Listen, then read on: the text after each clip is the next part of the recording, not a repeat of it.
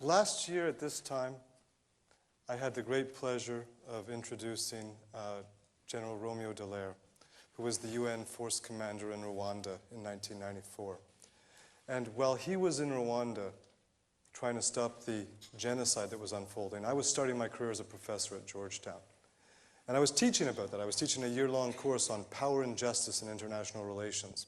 And we talked a lot about Rwanda and how in the world could people like the UN, could our own country stand by and let this genocide take place? How was that possible?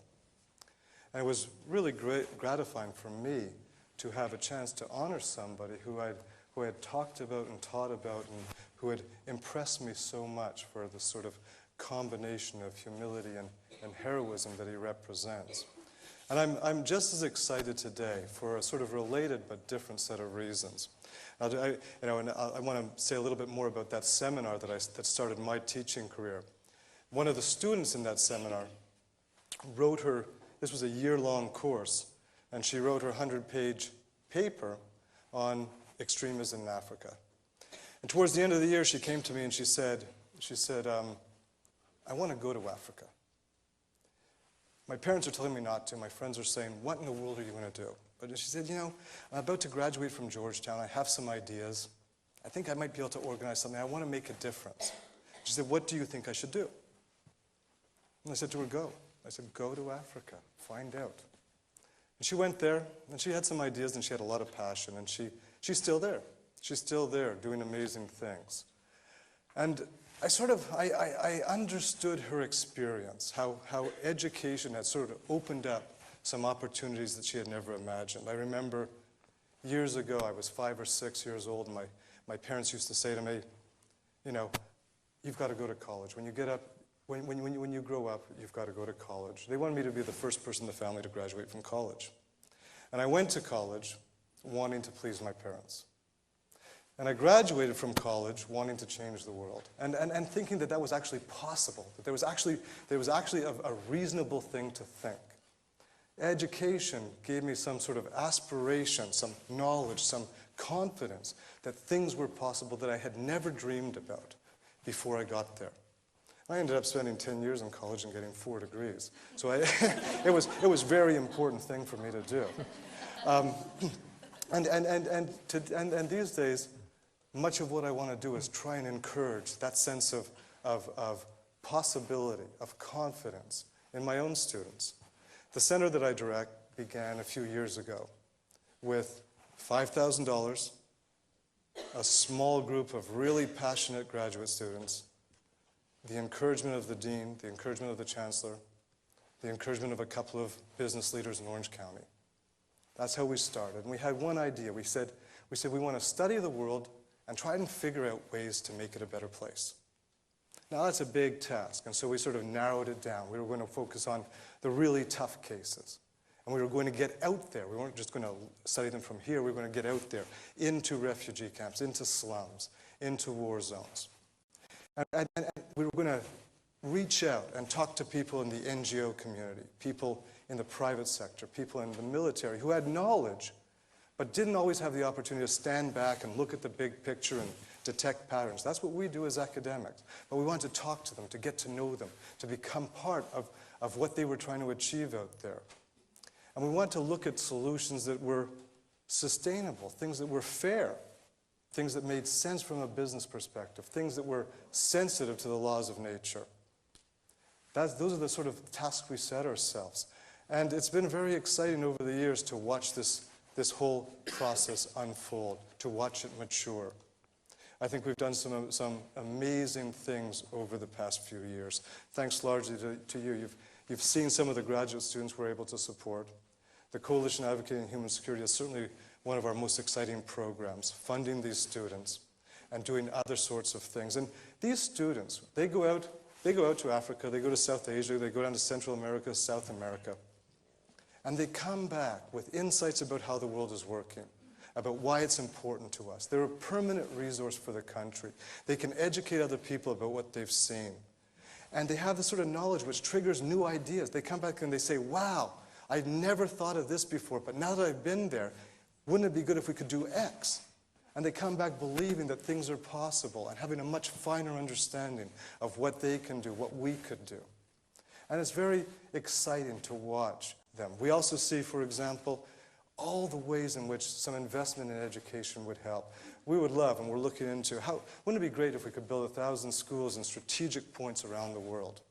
Wouldn't it be great if we could help stand up research programs? We're looking into one now that would bring Israelis and Palestinians together to look at shared environmental problems. I would love to see the center that I direct expand and grow and support more students and more educational programs and be housed in a sustainable building that would be sort of a flagship of hope for future generations. I would like to see all these things. And we're on that trajectory. We think big, you have to think big. And we make great gains. I can tell you, at the beginning of this month, here's an example of the sort of things that we're doing now. I was invited as a small group of academics to the Army War College to meet with a big group of senior military and State Department people to discuss the new Africa Command. And one of the generals there, the highest ranking general, he started off by saying, and I think he put it nicely, he said, "We are good at fighting wars. That's what we do and we're good at it. But we're not very good at fighting the conditions that lead to war." And we know climate change and poverty and illiteracy and health problems, that these are very volatile conditions. And we also know that we don't want to go in and use force in situations where that's the cause, where the cause is poverty and illiteracy and health problems. So he said, you're here to tell us something. Who's fighting effectively on that front? Who's making a difference on those sort of issues? And how do we support them? What can we do to support them? Now, I don't know what Africa Command will end up doing. I don't know if it'll be a big success in Africa or not. But I do have some ideas about the sort of people that are out there trying to fight illiteracy or health problems or the effects of climate change. And today's speaker, David Bornstein, knows a lot more about these people than I do. He calls them social entrepreneurs. And I think that idea of social entrepreneurship, that's something that's really worth thinking about. It's really worth taking seriously. We have in Orange County, in the United States, this enormous amount of wealth, an enormous amount of power, an enormous amount of good ideas. But I doubt anybody will remember them. I doubt they'll impress anybody in the future unless we find ways to use them to do things that are worth remembering, things that are worthwhile. There's a lot of problems out there, big problems. But there is this enormous space to do good in the world, an enormous space. And there's all sorts of remarkable people who work that space. Some of them are in this room. Some of them are looking for a way into that space. And Dave is going to talk about some of the inspiring people who have done precisely that. Now, you know, I was at a workshop the other day, and somebody said that the baby boom generation in the United States, just the people born in the decade after World War II, they have at least, and probably more, but at least $36 trillion that they have to spend or give away over the next 2 or 3 decades. They have an enormous amount of wealth to do something with. They said the biggest problem is people aren't really sure what to do with all this. They know one thing. They know that this is not just going to be, you know, that they don't want to be remembered. None of us want to be remembered as the generation that bought a lot of clothes, watched a lot of TV, ate a lot of fast food. I don't think any one of us in this room wants to end up on their deathbed thinking to themselves, did I buy enough clothes? Did I eat enough fast food? Did I watch enough TV? We don't want to, those aren't sort of questions that we're ever going to. We know what it takes to be living a life that's meaningful. We know that. We have a sense of that. We understand what it takes to live a meaningful life, and we know we have the resources to do that. We don't always know what to do. We know there's things that need to be done. We know we have capacity, but we don't always know what to do. That's why I think it's so wonderful to have an opportunity to listen to David Bornstein and to hear about some of the things that are taking place that we can imitate or that might inspire us or that we can support. David is a writer who lives in New York City. He was raised in Montreal, Canada. And that is, by the way, that's the other place on the continent. That is the other place on the continent where they're passionate about hockey. They haven't won the Stanley Cup as recently as we have, but it's the other place that's passionate about hockey. He went to McGill University. And at some point after he graduated, he made the decision that what he wanted to do was get out of the situation that was the, sort of the track that people normally go on and explore something different. He went to Bangladesh, and he met with Mohammed Yunus. Mohammed Yunus, as you know, was the 2006 recipient of the Nobel Peace Prize. And he talked to him about microfinance long before most of us even had heard of the concept. And he wrote a book called The Price of a Dream. Since then, he's written a second book, How to Change the World. And it's the story of a whole lot of people who are doing things, who have ideas and passion and want to make a difference in the world. I think it's a tremendously exciting set of stories. And not all of those people that David writes about are going to win Nobel Peace Prizes, but read the book. Any one of them could. That's the sort of impact that people can have. David does exactly what I want my students to do. He gets out there and he observes the world and he thinks about it and he communicates it. He shares what he's seen with the rest of us. And he helps surface those things that are valuable and that are working. This is a really great story of hope and optimism and the things that we can achieve in the next decade, the next 20 years, the next 30 years. It's a wonderful story. Please join me in welcoming this year's Human Security Award recipient, Mr. David Bornstein.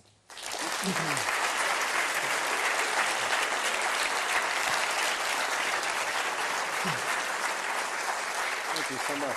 Thank you. Thank you so much. Is this on? Is it on? After that introduction, I think I'll just say thank you and get off the stage. And after Heather, too. Tough act to follow. It's really great to be here. I love the... It's not on?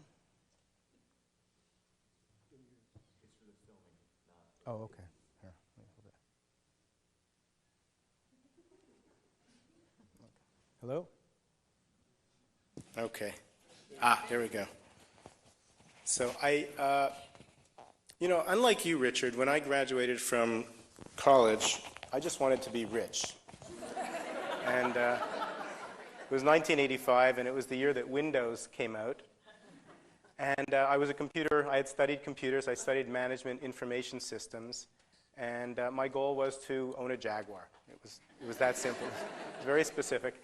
And I hadn't grown up with I grew up in a very insular community where, success was construed in very narrow terms. To have a country house in the Laurentians, if you couldn't play for the Canadians, I discovered after losing a tooth and realizing that I wasn't quite big enough, I gave up that goal. So the next goal was to be successful in conventional terms. So I studied business, and I ended up going into a computer company. I became a programmer and an analyst, and it was fun work.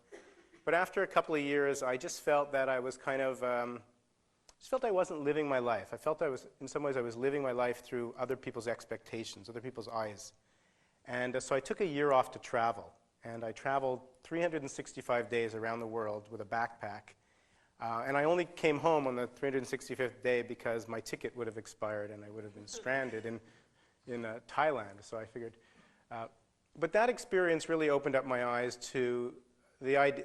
The first thing was really the sense that so many of the ideas that we grow up with are really assumptions. They're not truths. They're ways that they're things that you think you need in order to be happy. And what I saw, particularly in poor countries in South Asia, was that in fact we're social creatures. We actually require very little to be very happy. We require almost nothing, but we do require some very basic things, which I want to get to later on because it relates to social entrepreneurship. So after that experience, I went back to the computer company to earn some money so I could move to New York City and become a journalist because I thought I would be happy writing about things. And I did that for a year and a half, writing for major newspapers in New York. And I also felt very unhappy because I was constantly covering stories that really, not one didn't add to my understanding of the world and didn't contribute something that I felt was fresh. So I was covering a lot of murders. I was covering the mayoralty race, and a lot of stories that reinforce the ideas we have about the world, that people are basically not worthy of trust, that they do bad things to one another, and that we have a lot of problems. And anybody here could name 10 problems in 2 minutes. But what I realized what wasn't in that picture were the trees, the things that were growing. So I heard about this organization, the Grameen Bank. A friend of mine just told me about it. And this was in 1989. And at the time, the bank was still in its experimental stage. It was big. It was lending money to about 500,000 women villagers in Bangladesh. How many people here don't know anything about the Grameen Bank? Okay. Okay, so a few people. So it was making these tiny loans to women villagers. The loans were on average at the time $70 a year, and they would be paid back at the rate of $1.40 each week for 50 weeks with interest at the end of the year. And I remember thinking, what does a woman do with $70? And so I read further, and typically she would buy a cow or maybe a sewing machine or some bamboo, and she would produce something with her labor and then sell it in the marketplace. And then the stories that I heard over and over again, I got a book on this, a series of case studies that had actually been written by Grameen Bank workers that had been translated into English. The worst translation I ever read. I had to slog through these case studies. But everyone said the same thing. A woman had started she was a beggar, and then she got a business selling sweet potatoes. I remember the title of the chapter, because I was reading it walking down Morton Street in Greenwich Village in May 19, this was a little later, this was in May, several months later, and it was called Sakina's New Identity, and it was about how she had transformed her life by selling sweet potatoes. And I remember stopping on Morton Street, and sort of a flash of light came through. It was a beautiful sunny day through buildings, and I just said, I'm going to go to Bangladesh. I have to see this for myself. I wasn't happy in what I was doing writing, so I went back to my apartment in New York in the East Village, where a friend of mine was sleeping on the floor, who I had traveled with earlier, and I said, Rex, you have to help me. I'm going to go to Bangladesh. I want to learn about the Grameen Bank. And he was still sleeping at the time. It was noon, and he sort of picked up his head off the pillow, and he said, forget it. Your mother will never allow it. Don't bother. So great line. And I had to go back to the computer company again to save up the $6,000 I needed to travel to Bangladesh and to support. It doesn't cost anything to live there. It was $2 a night was the guest house I was staying in, but I needed to pay a translator, and I had to just have money for logistical things. So I did that, and I went to Bangladesh for 5 months. And I remember going into Yunus's office, Muhammad Yunus's office, the first day I arrived in Bangladesh. I had corresponded with him a few times saying, I'd really love to come see the bank. I'm a young journalist. I don't have a lot of experience, but I really think your idea is important. And he just wrote back a very nice letter saying, come, stay with us as long as you like. So I arrived in his office, and I walked in there, and he's sort of an imperious person. He has a kind of bearing of a head of state. And in Bangladesh, which is a very hierarchical society, people treat him with very great deference. So you sort of walk into the office, and everyone's going, shh, shh, shh. And I walked in there, and he just sat down, and he looked at me. He said, ask me a couple of questions, but then go to a village, because I don't know anything. The villagers taught me everything, and they're the ones who you have to talk to if you want to know anything about the Grameen Bank. And it was just, he was so simple. And he said, I'm sure you'll write a great article. It doesn't matter. When I started a bank, I didn't know anything about banking, and it was a great advantage. So I remember thinking, oh, that's interesting. Okay. So I went to a village with my translator and spent months interviewing villagers sitting cross-legged on these cane mat floors inside mud huts. Sometimes there was a tin roof if the family had been moderately successful with their loans. And just asking women, what their lives were like. And, for the first month, I have to say I didn't get anything truthful out of anybody. People just make up stories to entertain foreigners in Bangladesh. It's sort of normal. You have these people that come in all the time. They try to extract information for anthropological studies, and then they leave, and then they never, connect at all again. So why be honest with people with your stories about how your grandfather lost his land because of dysentery, and that put your father in a very serious position. And then there was the cyclone in 1971, and then the rest of your land was lost because you lost all your animals. This is a very, very difficult story. Anybody's downward spiral into poverty is painful. And the upward spiral out of it is connected to that, so you can't separate it. But I stayed for months, and after a while, and I had a very good translator, I started hearing great stories from people, and people started being honest. And I could see over and over again that the same patterns, the stories have the same patterns, which were that typically someone began very, very shy with a sort of, they wouldn't meet your eye. And then over time, the way they described their process and the way other people described their evolution as borrowers and as people was that their spine stiffened. They started looking people in the eye, and they started carrying themselves with more dignity. And the marriage changed, too, very often. When women got loans, they had more status in the household. They had a say over childbearing because they were income earners. There's a lot of status associated to economic activity in a poor country like Bangladesh. And so I saw that this actually was working, and in many, many different contexts, in many people.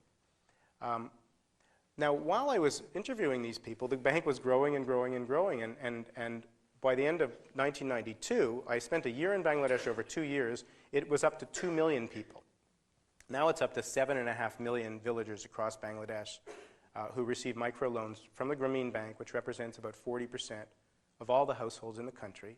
And if you add all the other microcredit organizations in Bangladesh, it's 80% of all the poor families in Bangladesh. This is a remarkable, remarkable achievement. I wanted to know how it was happening. I could see that the loans were working. When I went back and started looking at how the bank had been created, I sort of assumed that it had started as a government program, and that, in fact, or maybe the World Bank had supported it. I never thought of it as an entrepreneurial initiative, as something that someone founded with his graduate students while he was a professor, sent the students out to do case studies on villagers, started this credit experiment, which incidentally wasn't the first experiment. He had started many other experiments in the village, and some of those failed. A lot of them failed before the Grameen Bank started. So the Grameen Bank started in '76, but Yunus started doing experiments in 1972, and there was 4 years of mixed success with a lot of different things, which is very interesting to remember because this is a success story, but it had a lot of failure before it succeeded. And this is the quality that you see all the time in anybody who wants to do anything. You fail forward. You absorb your failures. You don't stop. But the thing that Yunus did was that he had this idea. He assembled his graduate students. He implemented the idea and made mistakes, and with each mistake absorbed it, but constantly pulling in more people, talking about the idea to anybody who would listen with great excitement, because he had seen what was possible. And this is how it grew. And it grew and grew and grew.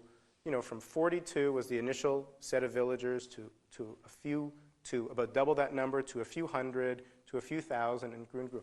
And along the way, what happened was that the Grameen Bank was able to solve all its problems because it was solving them as it was growing.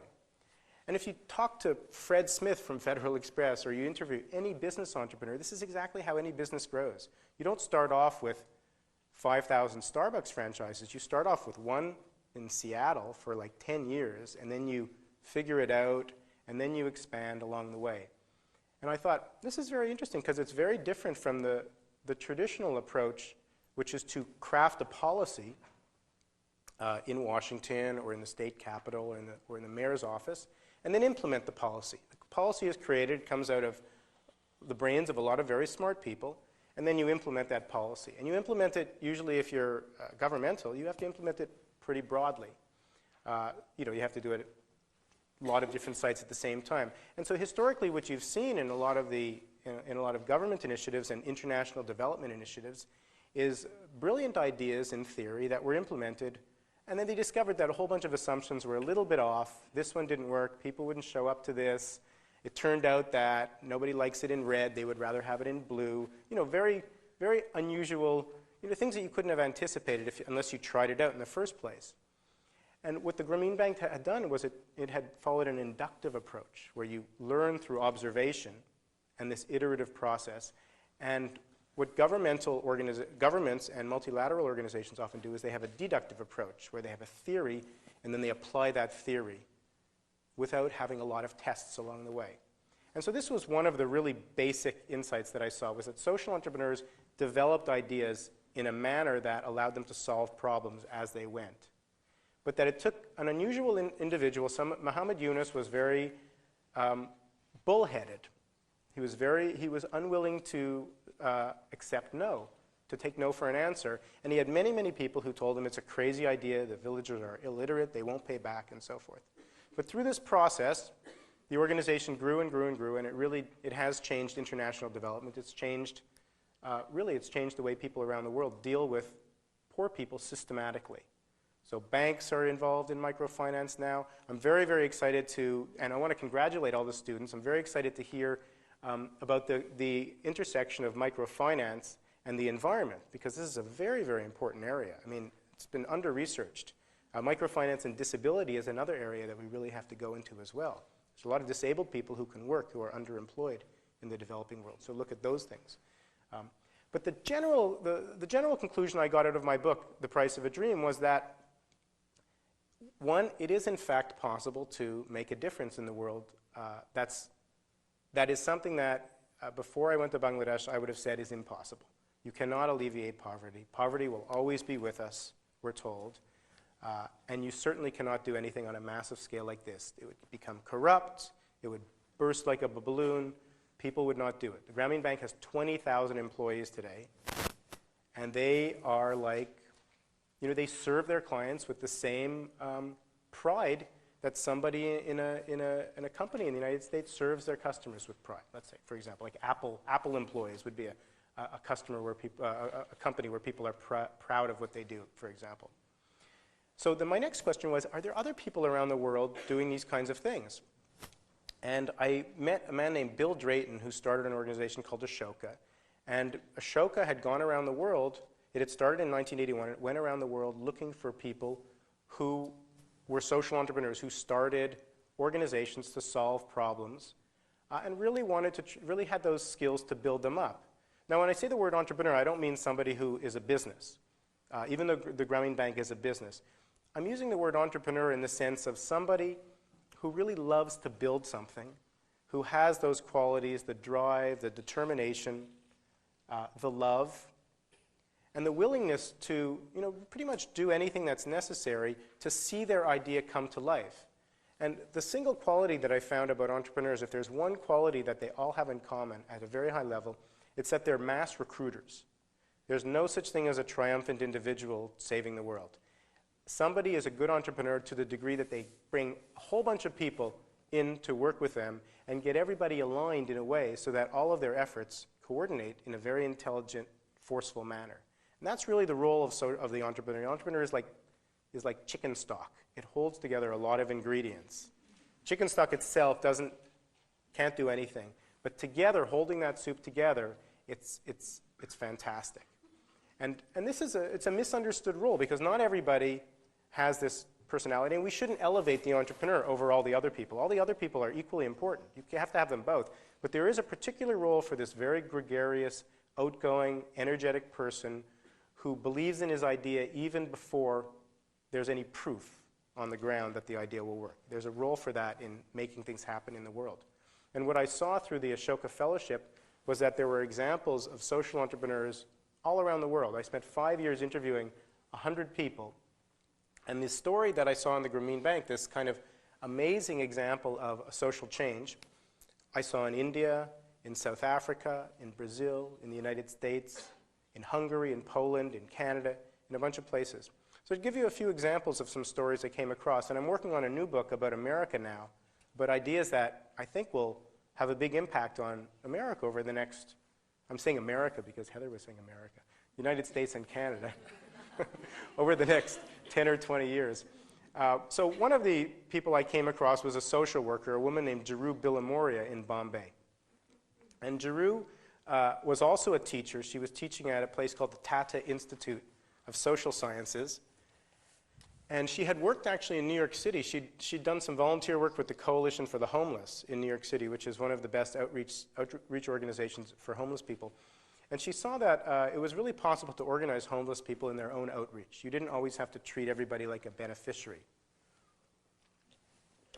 Incidentally, that's also the key to the Grameen Bank's success, is that the villagers manage their own loans. They don't require, bank workers manage the villagers too, but the villagers, by and large, self-manage and self-administer their loans. So the costs are much, much lower because one bank worker can oversee 500 people because 99% of the troubleshooting is done by the villagers themselves. So they only have to come in and deal with the real problematic cases, which are very small as a percentage.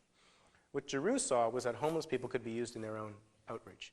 So when she came back to India, Bombay, she said, let's do the same thing with street kids, because there's a massive number of street kids across India, a lot of problems in the villages. Poverty has forced a lot of families to send children to go work in the cities. A 9-year-old kid selling Marlboro cigarettes on the avenues of Bombay, sleeps in a tea stall or sleeps on the railway platform, sends his remittances back to his parents or his grandparents in the village. Honorable work for him to be doing that. He goes back home every couple of months. He feels dignified. But he's a 9-year-old kid in a big city, and there's lots of abuse. Adults abuse the kids. Policemen beat them up. The kids get sick, and the hospitals reject them. You can't come in. You're too dirty, that kind of thing. And so Giroux saw this with many, many kids. She went with her graduate students out, and she interviewed the kids, and she spent a lot of time with them. She gave out her home phone number, and she would get calls from kids at 3 a.m. My friend has tuberculosis. The hospital won't accept him. Can you help me? Or my friend broke his leg, and he's lying on a railway platform. She would get out of bed and go do something.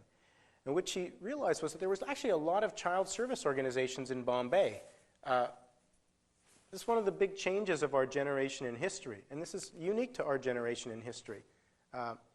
The mass emergence of social organizations all around the world, social purpose organizations. We call them nonprofits, NGOs. Those are fairly negative terms. They only define things as what they're not. What they are, they're organizations that exist to create a value, a social value for society. They may be for-profit, they may be not-for-profit. That's a minor distinction, actually. The distinction is what they actually do. And what Giroux saw is that the proliferation of child service organizations had created a really unique opportunity in India's history to rethink the way the whole country protected its children. Because there were all of these organizations, but none of them talked to each other. They were all their own little fiefdoms. So she went around to 100 groups and she said, let's create a network. And we'll all work together and we'll get some shelters, we'll get some health organizations, we'll get some legal services, AIDS and disability, organizations that repatriate runaways. We'll get a whole bunch of groups together and we'll set up a little switchboard system and we'll get a toll-free hotline. India at that time, this was 1993, didn't have a toll-free hotline, had never had a toll-free hotline in its history. So she thought, I'll go to the Ministry of Telecommunications and make my case, they should see the benefits, and I'll get my hotline. Well, this gives you a sense of how hard it is to get social change to happen, because it took 3 years just to get the phone number. 3 years. And you know how you get a phone number from the Indian government, from the Ministry of Telecommunications? The same way that you get anything done anywhere in the world. You have to walk into the office, find out who the people are who pull the levers, then you have to introduce yourself, and then come back with your friend who has influence, who owns the big company, who runs the Tata Institute of Social Sciences, who has some clout. And with that person sitting next to you on your advisory board, you then get a little bit closer to your goal. And this is the way the world changes everywhere. It's a political, power-savvy process. You have to just understand that. So Giroux did that, and she came back with the head of the Tata Institute, and through this process of sending 1,000, in those days it was still faxes, and meetings and meetings and meetings, after 3 years, she cut through, this sort of wad of red tape and got this toll-free number, 1098, which could be used anywhere in Bombay. Then she went to these 100, meanwhile, she was going to these 100 organizations, child service organizations across India, and across Bombay, and saying, will you join me in this network? We'll call it Childline, and we'll all work together. And out of 100 organizations that she asked to join her in this, what is a very logical idea, only 14 said yes. 86 said no.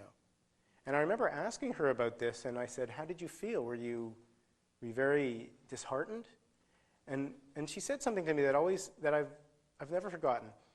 She said, no, I was very excited, because I knew that for us to succeed, the organizations that worked with us really had to be excited to work with us. We needed a lot of people who really cared. And I figured if 86 organizations said no, then the 14 who said yes must really be excited to work with us. And I remember thinking, that's a very creative way of thinking about that. I didn't think about it that way. That's a kind of, if you think, it's kind of like mental alchemy, right? Turning lead into gold, right? And I'm saying this, it's not just a funny story.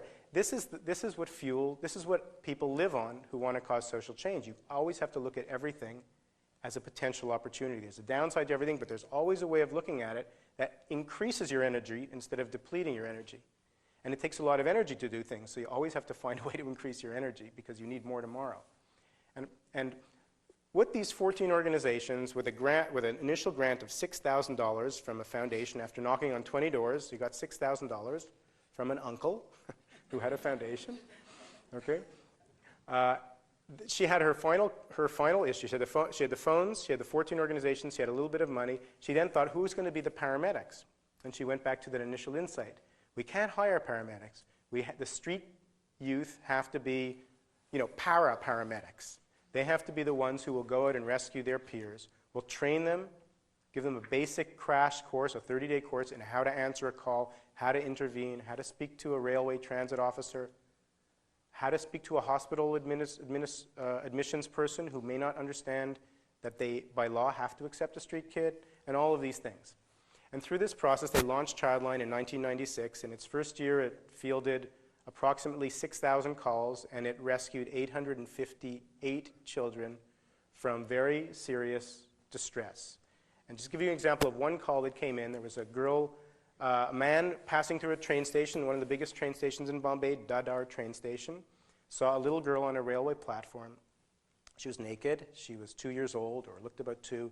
She'd been abandoned, and she had a burn on her chest. It looked like someone had poured scalding water on her. And he said, there's a child here. He called Childline, and then he left because he had to go to work, presumably.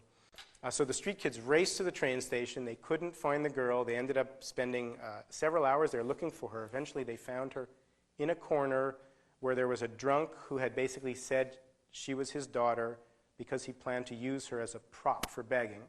The street kids knew some of their friends who lived in the train station. They knew that this guy didn't have a daughter.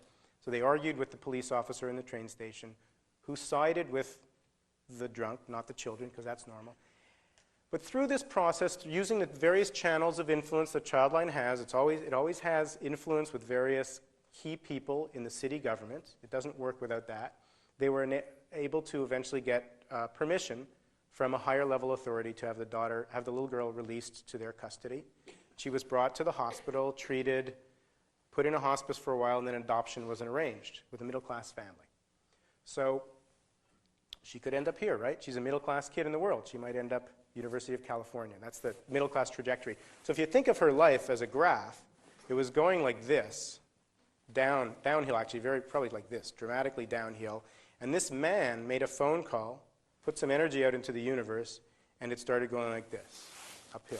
And so this point where Childline was able to coordinate the energies of a society, turn a city into a team, totally transformed her life and played a role that's like God, if you think about it.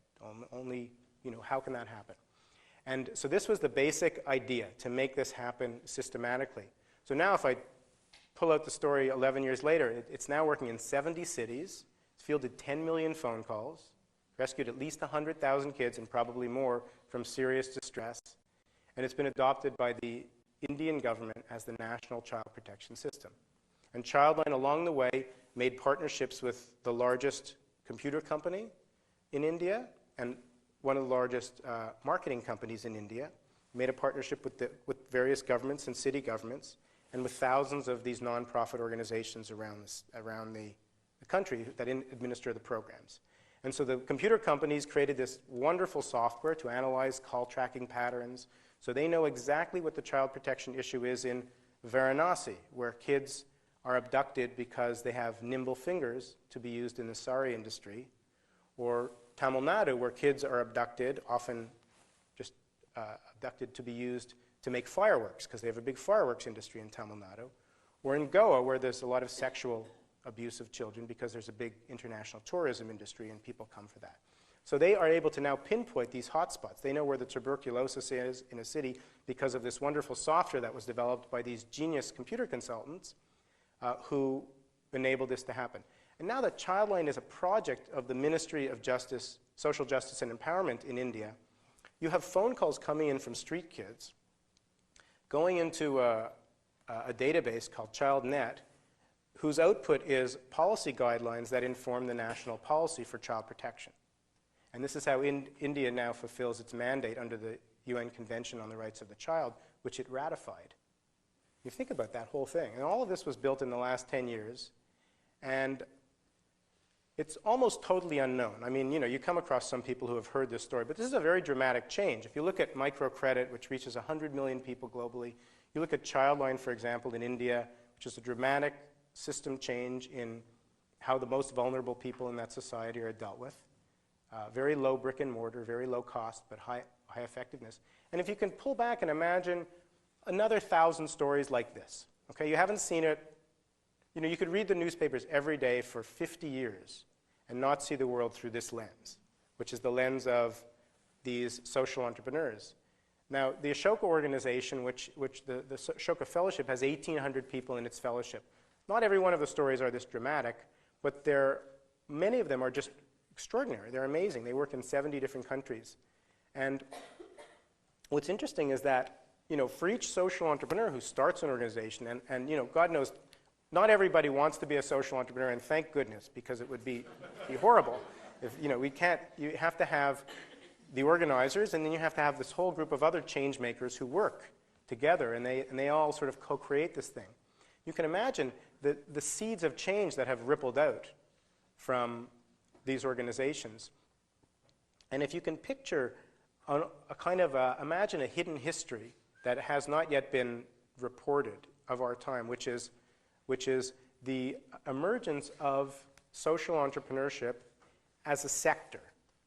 Okay, now if we think of the private sector, which didn't exist 300 years ago, you had the crown monopolies. Okay, the government controlled everything. The church controlled what the government didn't control. And you had the crown and the church and the feudal lords and the guilds, and that was it. And then over the last 300 years, you've had this emergence of business. So that today you now have, it's very legitimate to say, I'm going to go start a company. I know how I'm going to get my revenues. There's business schools, there's business journalism. There's a whole set of policy frameworks that govern how to conduct business. There's all sorts of supports. There's 50 different kinds of financing that's available, from maxing out your credit cards to going public. And all the way in between, there's debt, there's that. And then if you look at social entrepreneurship, which has just emerged in the last 25 or 30 years, largely because, globally, by the way, because in the United States it's existed longer than that, but globally, largely because of the fact that, well, in Brazil, if you tried to be a social entrepreneur before 1985, you were probably going to be put in jail. In South Africa, you would have been banned or exiled or something worse. In Hungary or Poland, you would have just been, communists would have just shut you down. And if you look around the world at the number of places where social entrepreneurship is possible, where people can actually be expressive, can express their creativity through, by being sort of positive deviants, so to speak, by building these things. And if there's a lot of political permission that didn't exist only 30 years ago.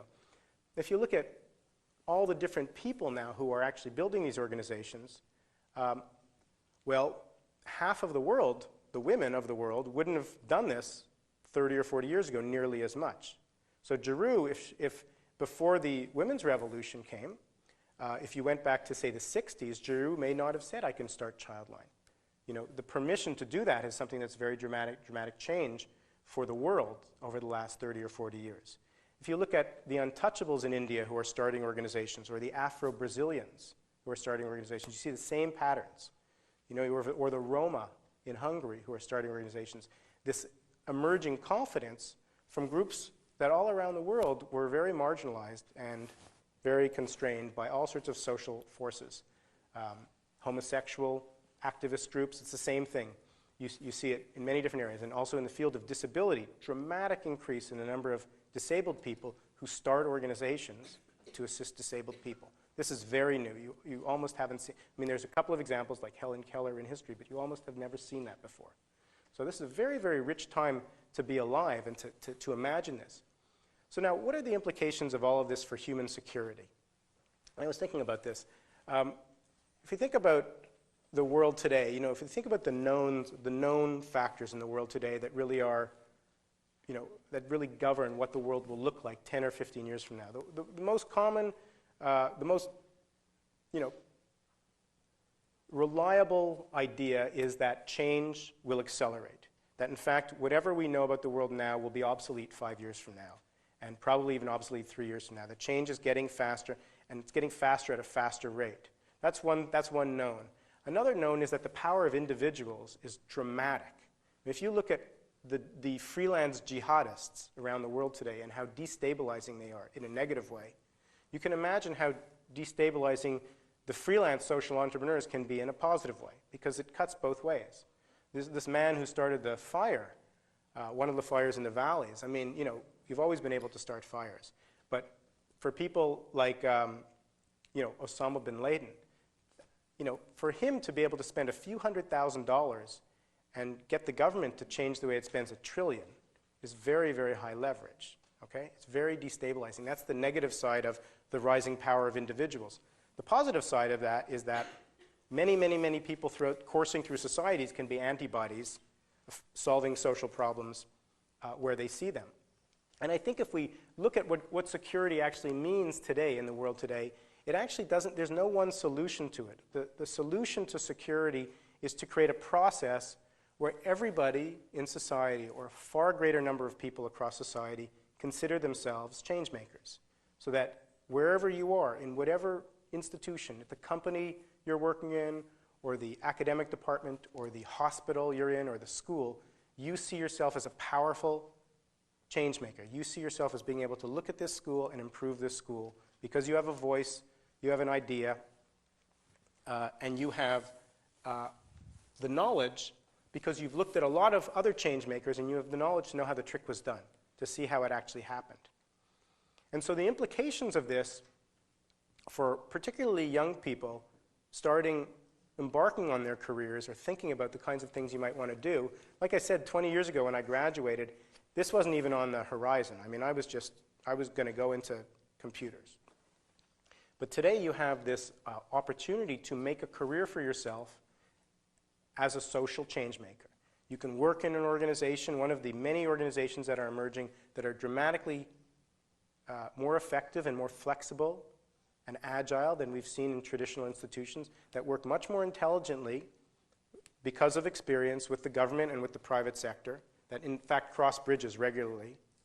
And you can find a trajectory, a work trajectory that allows you to use your talents to contribute to society at a very high level of engagement, working with people who turn you on, who are great colleagues, and aligning with your ethical imperatives, internal imperatives. And that is something that's really not on the menu unless people talk about it more and more, because it's not a conversation at the dinner table. It wasn't when I grew up. You know, it's not there's no newspaper section devoted to this where you can look for jobs. You're beginning to see more and more universities studying social entrepreneurship. There's about 200 now that have courses. You're beginning to see more and more foundations and organizations that specifically help people figure out what the pathways look like. Ashoka is an example. Other examples are Echoing Green, the Echoing Green Foundation, the Draper Richards Foundation, the Skoll Foundation. And through these organizations, you begin to see what the pathway looks like. And the most important thing to remember, if anyone is interested in this, is that, you know, there's sort of three things that really, really stand out about everyone I've interviewed. And I'm not only talking about the social entrepreneurs who started organizations, because there's a temperamental quality of people who start things that they're able to sort of handle uncertainty at a very high level. It doesn't stress them out that they only have 2 more weeks of funding and then they have to get more, that they're driving the train while they're laying the track. There's some people who can handle that, okay? And that's really the characteristic of an entrepreneur. You have to be able to live with that and still get your sleep. And you know what? The fact is certain people are wired that way and they can do it. Certain people are wired to be surgeons and they can do that. They can cut into somebody and they're okay with that. So people should do, my best friend's a surgeon, and he's brought me into some operations and had me, you know, cauterize things and all that, and this is not something I could do regularly. So, but to find there's a place for everybody, I believe, because now there's just so many jobs opening up and so many pathways. And really the key thing is really to find the thing. I mean, this is the thing that I learned about myself. I was a computer programmer, because it was a great marketable competency, especially in 1985 when it was clear that the thing was just exploding. And so I went with my marketable competency. And everybody I spoke with, my parents, my friends, everybody said, it's a great decision, you'll make a lot of money, right? So everybody's always going to encourage you to go with something that's marketable, right? But that may not be the thing that's your thing. So actually you have to, I found you almost have to work harder to find your non-marketable competency that may be the thing that you love. That's really your vocation. And that's something that we don't actually have courses to you know, you almost have to go against the entire flow of education to do that, okay? Which is to find your vocation. The next thing is, because of the way our society is constructed, it's very rare to have experiences that really take you out of your known. So my exposure in Bangladesh, my exposure going to different countries, it caused me to sort of molt like a bird. A lot of my assumptions just kind of, I realized that they were assumptions because other people didn't have them, you know. So having those exposures is really, really important, both in terms of understanding the world and connecting and developing relationships with people who will help you find your vocation, because it's not something you will just get. So I really encourage people to construct, you know, exposures for themselves, just whether it's on your summer or whether you do something during your nights, after your classes or after your job, that just takes you completely out of what you know and puts you in touch with other people who are outside of your faculty or your profession or whatever that is. Because really, in fact, as we saw before, it's really in these sectors, it's really where these sectors collide, where the person who didn't know anything about banking starts a bank, who was a teacher, that you get innovation. And so by going out and having this an exposure in another sector, another culture, you create these awarenesses that allow you to be an innovator. And the final thing, I'm going to end with this and then we'll do questions, is just, if there's one thing that I learned along the way from interviewing a lot of people and also from my own experience of even, you know, I get very nervous public speaking. I used to tremble at this idea. But I've done it enough now, and I realize, you know, as Emerson said, you know, the biggest part of confidence is the confidence of having done the thing before. Okay, so it's really true. And what I've found along the way is that capacity is not fixed. Capacity is something that grows. And it grows as soon as you take action. So you actually, if you can imagine something that you would like to do, if it's just a pie-in-the-sky thought, you don't actually even have to have the skills, the confidence, the ability, the knowledge to complete that thing when you imagine it. You only have to have enough to begin it, because more will come as you act. So I would end with that, with the idea of just, if you begin, more will come. And thank you again. It's a big honor. I really appreciate it.